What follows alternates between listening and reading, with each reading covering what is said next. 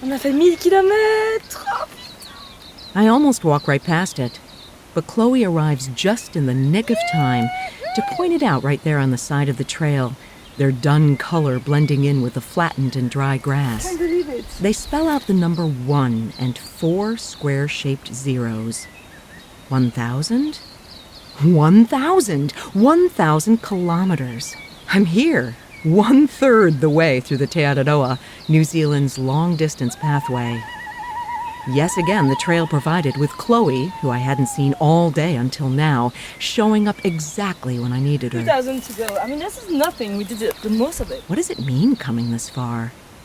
It means I'm making progress in this strange calling to walk a long-distance thru-hike all alone, mostly to see what it'll do to my mind, body, and spirit. Well, I'm still standing, and I feel strong. My spirit took a bit of a beating when my Swiss companion told me she hates Americans. And my mind feels overwhelmed and confused by all that's still to come, how I'm going to manage the details, and if I still have it in me to keep moving forward. But right now, there's cause for celebration. You're listening to the P-Rag, Unfiltered Adventures of the Blissful Hiker. I'm Allison Young, the Blissful Hiker, sometime professional flutist, sometime voice artist, and full-time pedestrian.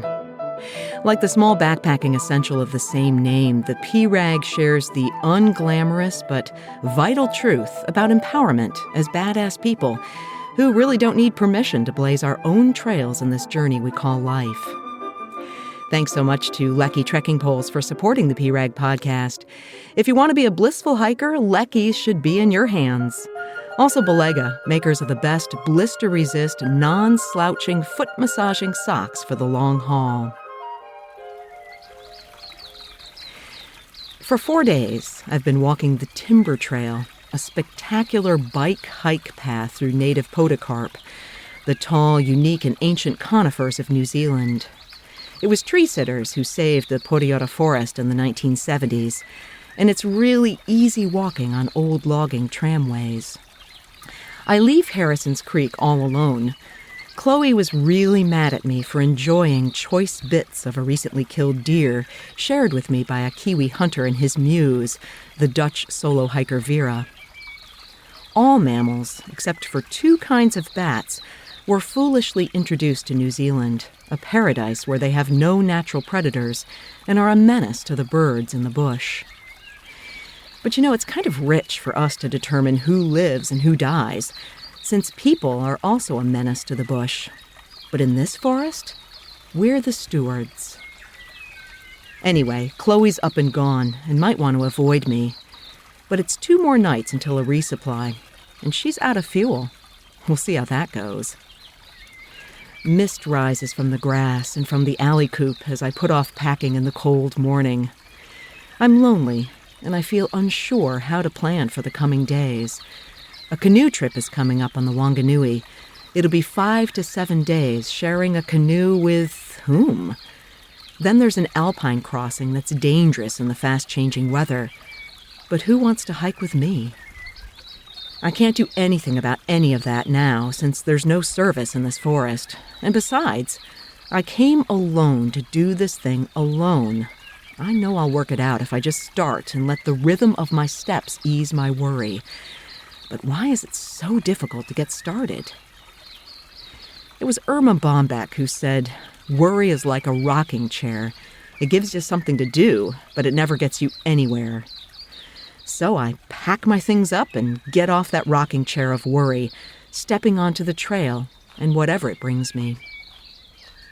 It's kind of like the rails to trails in the United States, this path cutting deeply through the bush like a narrow canyon with steep walls. Tiny waterfalls splash down, and they're covered in bright green moss. I cross rapids on a sign that tells me that the Fio is one of the only ducks with squishy bills and umbrella-like toes, allowing them to fish in fast-moving water. They're even rarer than kiwi. 43 bird species have been lost since people arrived in New Zealand, and it's been hard work to save the rest of them. I see a man below freedom camping by the river, and then 5 bikes pass me. The walking is easy, and I guess that's why my mind won't rest. I knew this through hike would be hard, but it feels hard in ways that I didn't expect. I'm alone a lot, and so much walking feels like I'm just trying to get somewhere. Just when I'm starting to feel really sorry for myself, I come upon a stump house with just a little tiny platform for a bed. It's a tiny shelter that was built when a newly married guy threw both his brothers out of their house. This little joke makes the Bog Inn look like a palace. And as if in contrast, I pass the luxurious trail lodge, then look for some shade at the sunny and hot Piropiro Flats campsite. You can drive in here, so people have pretty spectacular camping spreads. One big guy, tattooed and a shaven head, has the sweetest, softest dog and gives me 2 beers for brunch. The label reads, "If it ain't buck, it's bull." Trail magic chases these blues away, though even with 2 beers and all that venison last night, I've tightened my hip belt to its max. I crossed the longest and highest bridge of all over the Maramataha River, 141 meters long and 53 meters above the gorge. Well, it was either climb down with all that timber or build a bridge. Good choice, guys. The cables holding this monster have to be pre-stretched and lowered in place by helicopter. Just as I crossed the last swing bridge, I noticed several bikers down below on the rocks. They're bathing in the pools around the rapids of the Waione stream. I join them in a washing machine of turbulence, going under as far as the cold water allows. A hot shower with soap may be incredible, but a cold swim in churning water after a long hiking slog is divine. It's only 1 more kilometer to number 10 camp. Vera's there already, snagging the 1 flat tent spot, and Chloe and I decide to share a tiny shelter, sleeping on the floor like so many other TA hikers before us. But when I start to sing in happiness, Chloe tells me, "Shut up." Okay, out I go, setting the alley coop in a somewhat flat, wide spot on the side of the trail.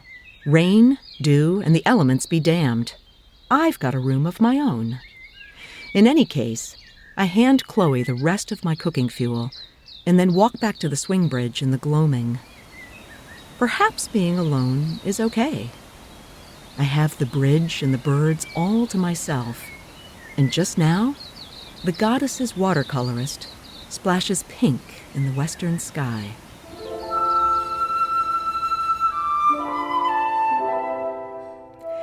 You're listening to The P-Rag, Unfiltered Adventures of the Blissful Hiker.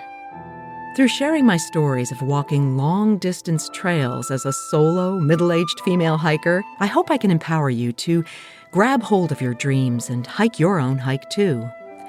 If you're enjoying the storytelling, consider subscribing to the P-Rag wherever you get your podcasts.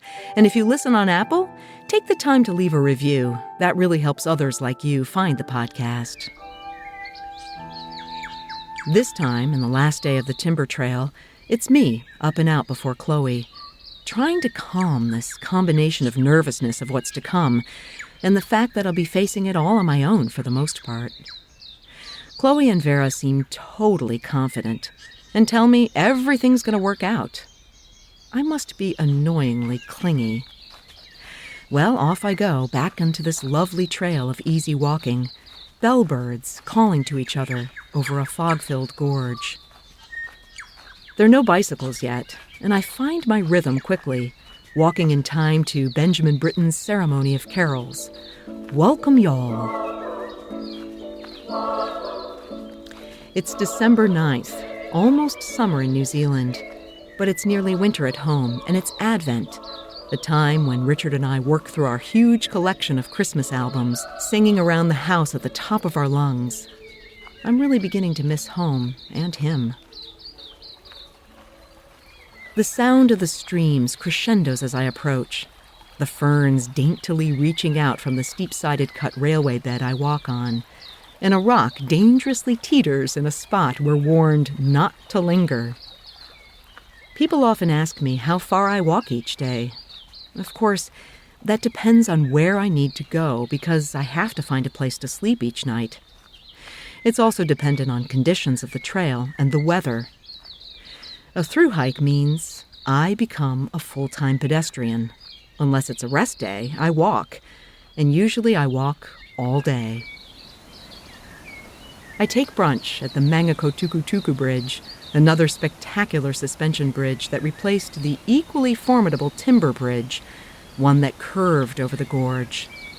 Across the gorge is a huge cliff of tree ferns marching up. Some remaining trees with bunchy branches crowd in for the light, epiphytes draped over their elbows. The rapids below are loud, a constant whooshing. Spiders build elaborate webs across the bridge cables, and they sway gently in the soft breeze high above the river. I feel good right now. I've found my rhythm, and I'm happy being alone. I don't want to squander this chance to step outside my life, but it's too much pressure to expect I'll feel this way every day, because the going is often hard and sometimes even boring. But I remind myself I'll likely never come here again, and this is something to remember forever. And then I arrive at the Ongaru Spiral, an engineering marvel. 2 trestles are built one over the other with a tunnel below. It was the only way to get the timber out of here on these steep hills. I start at the top and take a selfie with 2 bicyclists far below popping out the bottom. In the tunnel, I don't bother turning on a light, listening to the gentle dripping of water and the echo of my singing. But that's the end, as I soon enter the new section of pine, clear-cut now with piles of branches, scarring, and stumps for miles. A sign tells me the Taupo supervolcano is still active as a rhyolite caldera. Rhyolite, that's the same stone that makes up the north shore on Lake Superior in the state of Minnesota where I live. This trail I'm walking on now is made of its pumice. I arrive at a lovely grassy campsite with a shelter built using our Te Araroa donations. A store sells snacks and drinks, and there's a festive attitude, mostly from the bikers, as they're being picked up by friends and family. Chloe and Vera are set up already in the sylvan spot under the trees, and then dozens more arrive, mostly young and new to me. I had no idea so many people were behind me. They tell me they all hiked together, about 35 miles today. What? Why? A young bearded man lectures me on how I'll soon learn to go much further every day than I already go, just as he did on the Appalachian Trail. But don't you want to enjoy it, too? Another man shares the story about wading through Okura Estuary way back north of Auckland, as though I hadn't also waded through it. I laugh and say, oh yeah, I walked through it, and then I walked to Auckland.